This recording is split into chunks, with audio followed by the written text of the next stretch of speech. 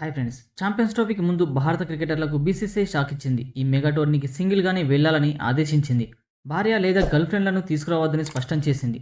నిజానికి ఈ కొత్త రూల్స్ ఆసీస్ టూర్ వైఫల్యంతోనే తెరపైకి వచ్చాయి. అయితే అధికారికంగా మాత్రం అమలు చేసే విషయంలో ఛాంపియన్స్ ట్రోఫీతోనే తొలి టోర్నీ కానుంది. బార్డర్ గవస్కర్ ట్రోఫీలో ఆస్ట్రేలియా చేతిలో 3-1 తేడాతో ఓటమి పాలయ్యాక బీసీసీఐ 10 పాయింట్లతో కూడిన కొత్త రూల్స్ తీసుకొచ్చింది. దీనిలో క్రికెటర్ల భార్యలు, ప్రియురాళ్లు గురించే ముఖ్యమైన నిబంధన తెచ్చింది. టీమిండియా విదేశీ పర్యటనల సమయంలో క్రికెటర్ల వెంట కుటుంబ సభ్యులు ఉండడంపై బీసీసీఐ ఆంక్షలు విధించింది.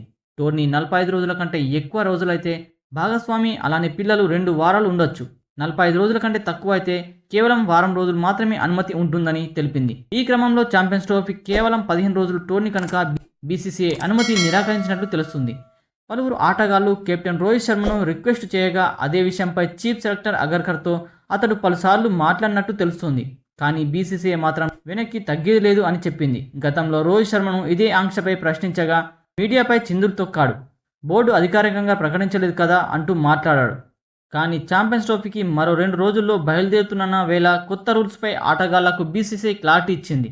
ఛాంపియన్స్ ట్రోఫీకి మేనేజర్గా ఎంపికైన హైదరాబాద్ క్రికెట్ అసోసియేషన్ సెక్రటరీ దేవరాజ్ను పిలిచి కొత్త రూల్స్ను వివరించినట్లు బోర్డు వర్గాలు తెలిపాయి.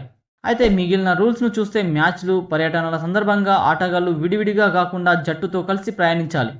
లగేజీ విషయంలోనూ ప్లేయర్లంతా నిబంధనలకు కట్టుబడి ఉండాలి.